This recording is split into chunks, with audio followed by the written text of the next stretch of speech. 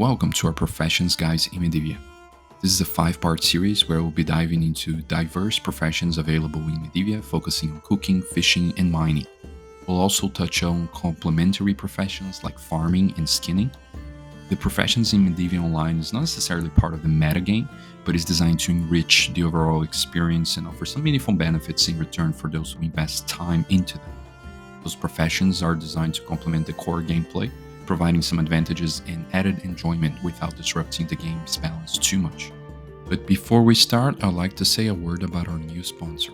Cursed diamonds, shining bright, buying Medivia coins, we do it right.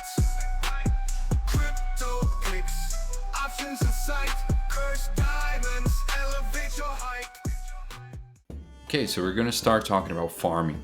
In Medivia, farming allows you to grow your own foods and contribute with ingredients for cooking.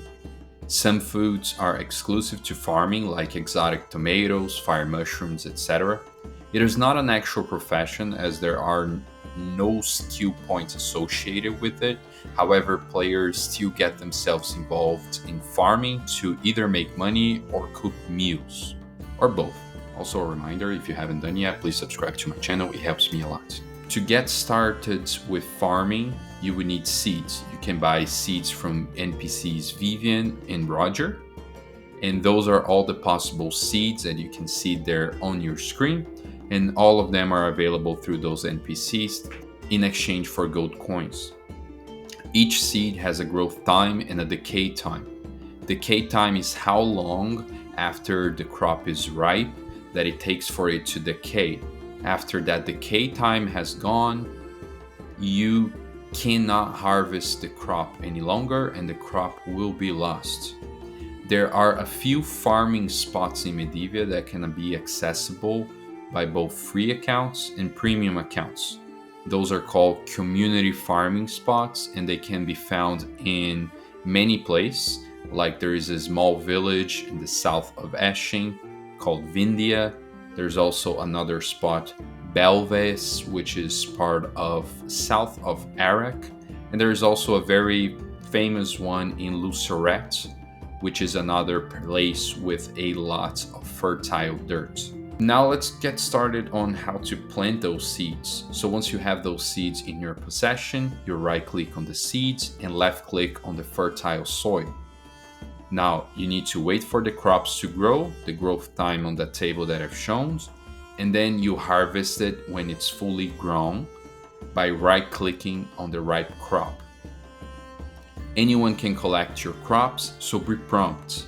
A tip here is to set a timer so you don't lose your crops. And another tip is, if the server has a healthy community or enforce rules, a recommendation is to place a letter with your name next to the field so you can claim ownership for that community farmland until your crops are done. It's also a healthy practice to perform some rotations so you don't take the spot all for yourself, but that's also possible depending on the server. There's also the option of buying planting pots on the Medivia store for 75 MC each. They have the growth time, meaning it's 50% of the actual growth time, so it's faster. And they also eliminate the decay time completely, so you have more freedom planting and harvesting at any time. Now that we know a little bit more about farming, and hopefully you watched my video about fishing as well, you should be ready to learn everything about cooking. So cooking in Medivia is a versatile skill that allows you to prepare various meals from different food items. While it doesn't directly impact gameplay, it provides long-term benefits and also enhances your experience. To begin your cooking journey, it is recommended that you complete the intro to the cooking quest with Beatrice in the Garrogat Castle. To cook, you would need a cooking pot. Cooking pots can be found in the Garrogat Castle, Osiris Palace, and other places. Those are what we call community cooking pots. To use a community cooking pot, you would need a wooden spoon and some wood to light the fire. To light that fire, you just right click on the wood and you left click at the oven, and the fire animation will commence, and that it will last as well for some good minutes. When the fire animation commences, that means you're ready to start cooking. For convenience sake, you can also use your home cooking oven. It's basically available for around 150 Medivia coins and do not require wood to start up, and it's available 24/7 and it stays in your house. You can also share with friends. If you have a guild spot, you guys can share a single home cooking oven as well. It's also a practice that some guilds do. To cook, you need to store all the ingredients that you're planning to use for that desired meal you're going to cook in the oven. And then you can only cook meals which you've learned the recipes, which I'm going to explain about the recipes in a minute. Once you have all the ingredients inside the cooking oven, you right-click on the wooden spoon and left-click on the oven, and the cooking module will appear. You select the meal you're gonna cook, and you also adjust the slider to select the quantity. Note that the meals that you can cook at that time with the available ingredients will be kept in green on the module, while the ones that you can't cook because you don't have enough ingredients will be appearing in red. It will also show at the bottom the additional meal chance. So the higher the chance is that you will get additional meals. Those additional meals are soul bound, and the good thing about them is that they only weight the same weight as one meal, but they can have multiple charges. And also, since they're soul bound, they can be used in your whole account, but they cannot be used outside of your account. So about recipes, you can right click on recipes and left click on yourself to learn them. You can buy some recipes from players or Beatrice, or loot them from monsters. Some people even farm rare recipes that are only obtained by monster drops, like the baked lionfish from Erebus, Goshnir Honu, and also the exquisite lionfish feast from Shaquirian Prayer, Erebus, exquisite sweet puffer meal from Orc Berserker, and many more. Fish is the primary ingredient for meals. There are 12 types of fish obtainable through fishing or from other players that can be used in cooking. You can also obtain those same fish by using the roe method, which I covered on the fishing video.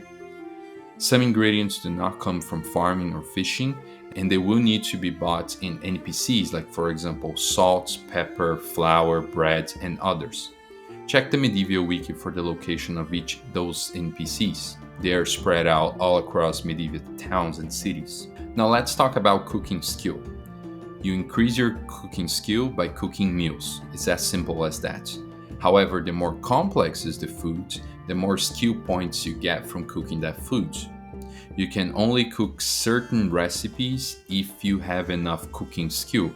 For example, one of the best meals in the game, the exquisite barbecue feast, requires a skill of 90.